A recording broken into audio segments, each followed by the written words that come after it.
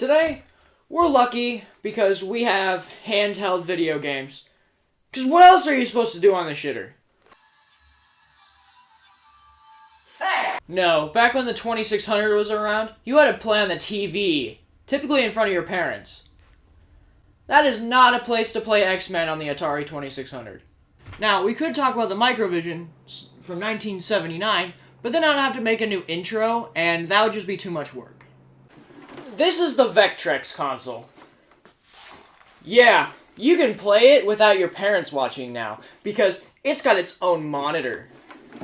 Well, actually, the reason wasn't to keep your parents away, no. It's because this thing doesn't use your typical type of graphics. This uses vector-based graphics.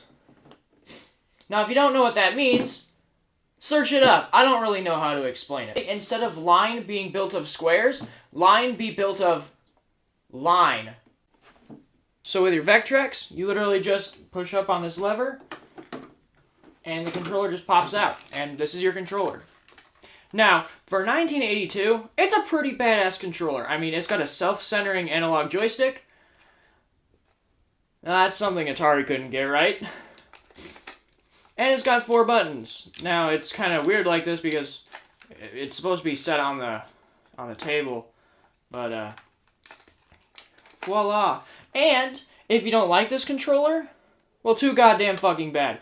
Because while it does use the same plug as like a Sega Genesis controller, it's really deep in the system, so you'd have to like carve out the extra plastic around it for a Genesis controller for it to work. And even then, I'm not even sure if it works. I'm pretty sure it does, but I don't know.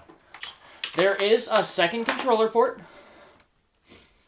So you can have, so if you have friends, you can play games with them.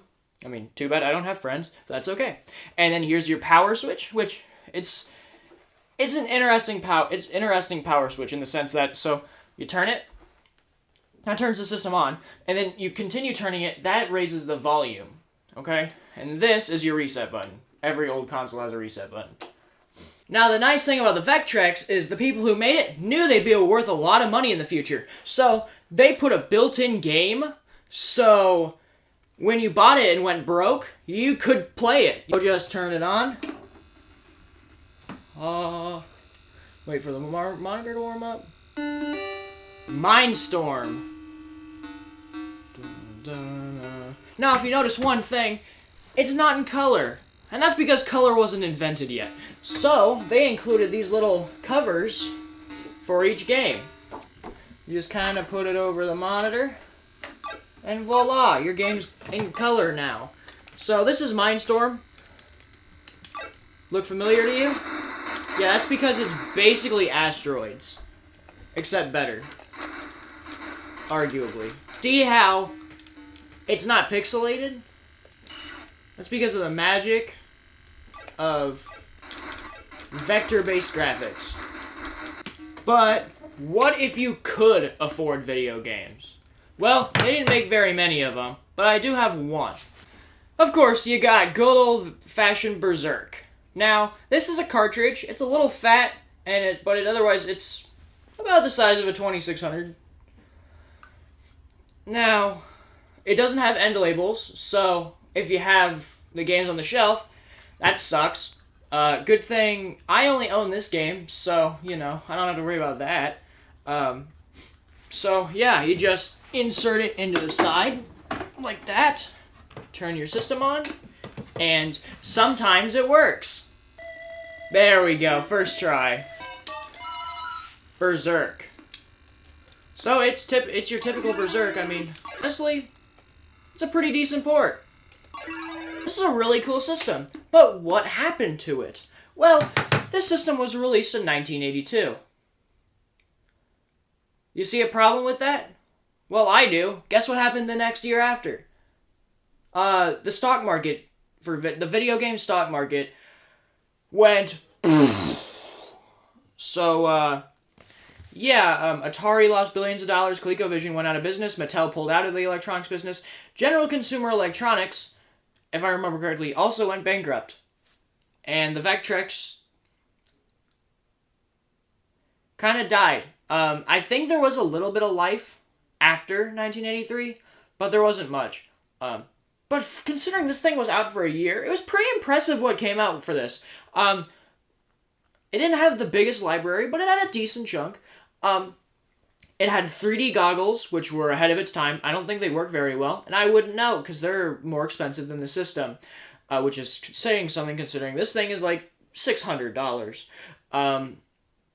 They also had a light pen, so you put the game you want to play in, and you could draw, well, if it's compatible, which was crazy. The only problem is, it released in 1982. If it would have released the same year, or a couple of years after the Atari 2600, this thing would have been crazy. This thing would have been a smash hit.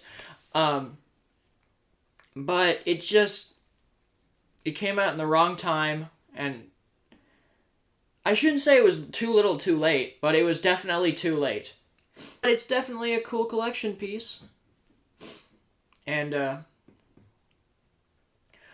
it really sucks that it failed. Now, do I recommend one of these?